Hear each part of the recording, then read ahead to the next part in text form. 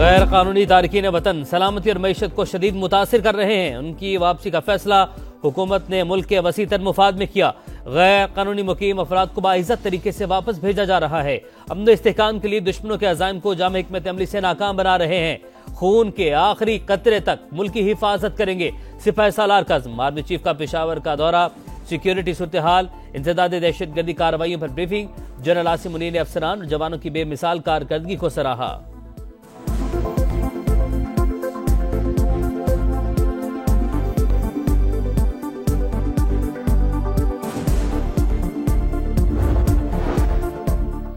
कौमी अमन और खुशहाली के लिए बलूचिस्तान में ग्रैंड जरगा, निगरां वज़ीर आला बलूचिस्तान समेत 150,000 कबायली अमायदीन की शिरकत। पहाड़ों पर मौजूद लोग वापस आ जाएं, खुशामदीद कहेंगे।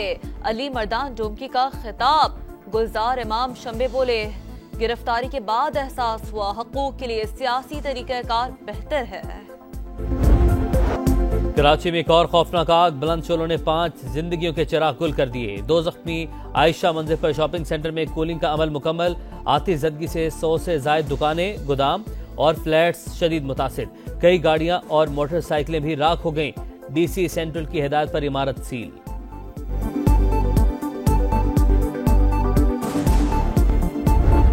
फिर से मार रखा ही है सर, उसके बाद फिर कुछ नहीं पता, अंधेरा आ गया। जो जाना था वो तो चले गया। अल्लाह को याद कर रहे हैं। डिप्रेशन बहुत है, बहुत ट्रॉमा में सब। कराची के शॉपिंग सेंटर में लगने वाली आग ने लोगों के ख्वाब भी जला दिए। कहाँ जाएं? घर है ना कोई ठिकाना। मुतासरीन रुल गए।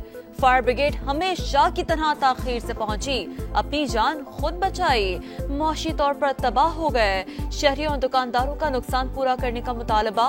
बेहिस लुटेरों ने मुतासरा दुकानदारों को भी ना बख्शा। हम बचा रहे हैं लोगों को, लोग हमारा ही माल लूट के ले आ रहे हैं। सबसे बड़ा कसूर ये कि हम कराची में रहते हैं, हमें कौन देखेगा। कैडेट कॉलेज कोहाट में योम वालिदैन की तकरीब, निगरान वज़ीर आज़म अनवारुल हक काकड़ की शिरकत, पेट का मुआयना किया।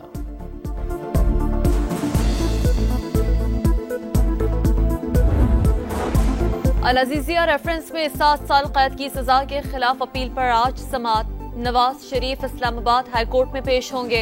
चीफ जस्टिस आमिर फारूक और जस्टिस मियां गुल हसन औरंगजेब पर मुश्तमिल बेंच केस सुनेगा। शफाफ पुरअमन इंतखाबात के लिए पूरी तरह तैयार। चंद रोज में इलेक्शन शेड्यूल जारी होगा। पोलिंग 8 फरवरी को होगी। हतमी इंतखाबी फहरिस्तों की प्रिंटिंग और तरसील का काम मुकम्मल हो चुका। इंतखाबात के हवाले से बेबुनियाद खबरों और अफवाहों पर यकीन न करें। Chief election commissioner Sikandar Sultan Raja का कौमी वोटर्स डे पर पैगाम। कहा, अवाम रोशन मुस्तकबिल के लिए अपना हक़ राय दही इस्तेमाल करें।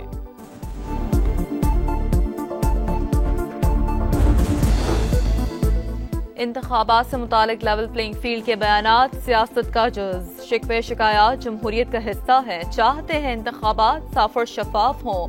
इलेक्शन कमीशन की माली और दीगर जरूरियात पूरी करेंगे। निगरां वज़ीर इत्तलात मुर्तज़ा सोलंकी की प्रेस कॉन्फ्रेंस। कहा, बहुत सारी चीजों में मिलकर चलने की जरूरत है। £190 मिलियन रेफरेंस की तहकीकात। शहजाद अकबर, जुल्फी बुखारी, मलिक रियाज, फराह शहजादी और दीगर मुल्जिमान को इश्तिहारी करार देने की कार्रवाई का आगाज। इस्लामाबाद की एहतसाब अदालत ने तहरीरी हुक्म जारी कर दिया। मुल्जिमान की रिहाइश गाहों के बाहर इश्तिहारात चस्पा करने की हिदायत।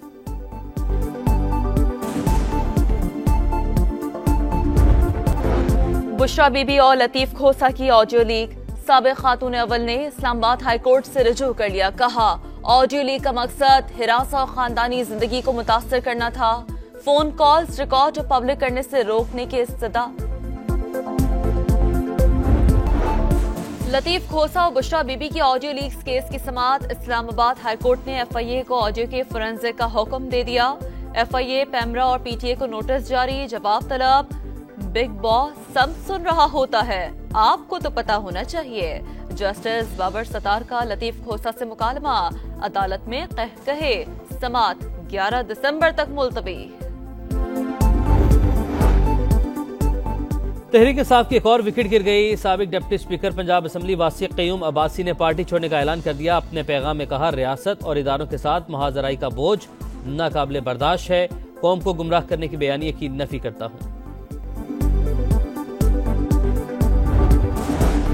पाकिस्तान स्टॉक एक्सचेंज में नया रिकॉर्ड कायम। मुल्क की तारीख में पहली बार 100 इंडेक्स 64,000 पॉइंट्स का संगे मील अबूर कर गया। ट्रेडिंग के दौरान 700 से ज्यादा पॉइंट्स का इजाफा। इंटर बैंकिंग में डॉलर 14 पैसे सस्ता होकर 284 रुपए पर आ गया।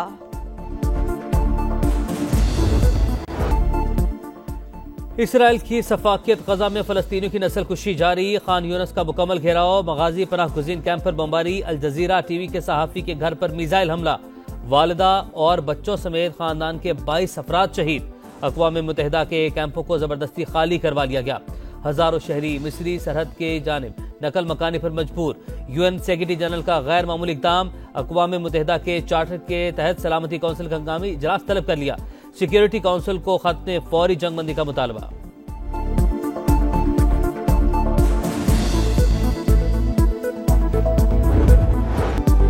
हमास तवील लड़ाई के लिए तैयार। मुजाहिदीन के ताबड़तोड़ जवाबी हमले। खान यूनुस और बैतुल्लाहिया में दुश्मन के टैंकों समेत 23 गाड़ियां तबाह कर दी।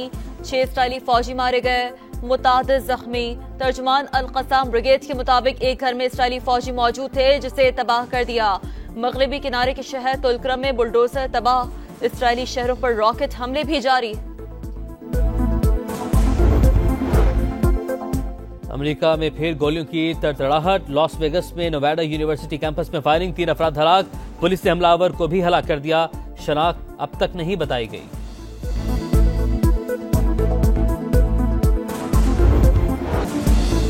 जूनियर हॉकी वर्ल्ड कप में पाकिस्तान की शानदार कामयाबी।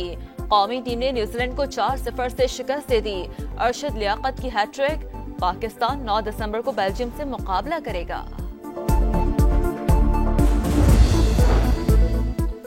ऑस्ट्रेलियावी सरजमीन रास आ गई। कप्तानी ने परफॉर्मेंस को 4 चांद लगा दिए। 4 रोजा मैच में ईशान मसूद की डबल सेंचुरी। दूसरे दिन पाकिस्तान ने इनिंग्स 391 रन 9 आउट पर डिक्लेयर कर दी।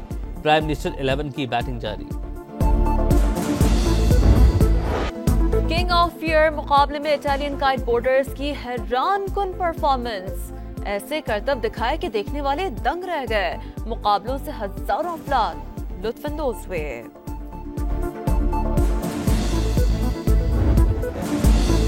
जूनियर हॉकी वर्ल्ड कप में पाकिस्तान की शानदार कामयाबी। कौमी टीम ने न्यूजीलैंड को 4-0 से शिकस्त दे दी। अरशद लियाकत की हैट्रिक। पाकिस्तान 9 दिसंबर को बेल्जियम से मुकाबला करेगा।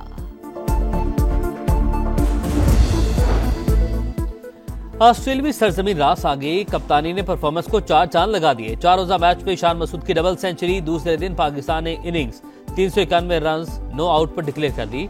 प्राइम मिनिस्टर 11 की बैटिंग जारी। किंग ऑफ ईयर मुकाबले में इटालियन काइट बोर्डर्स की हैरानकुन परफॉर्मेंस। ऐसे करतब दिखाए कि देखने वाले दंग रह गए। मुकाबलों से हजारों अफराद लुत्फानंदोज हुए।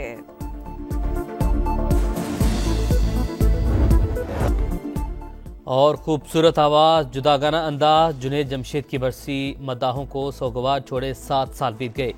गायकी को खैरबाद कहकर नातखानी में भी खूब नाम कमाया। हवेलियां फजाई हादसे का गम आज भी ताज़ा।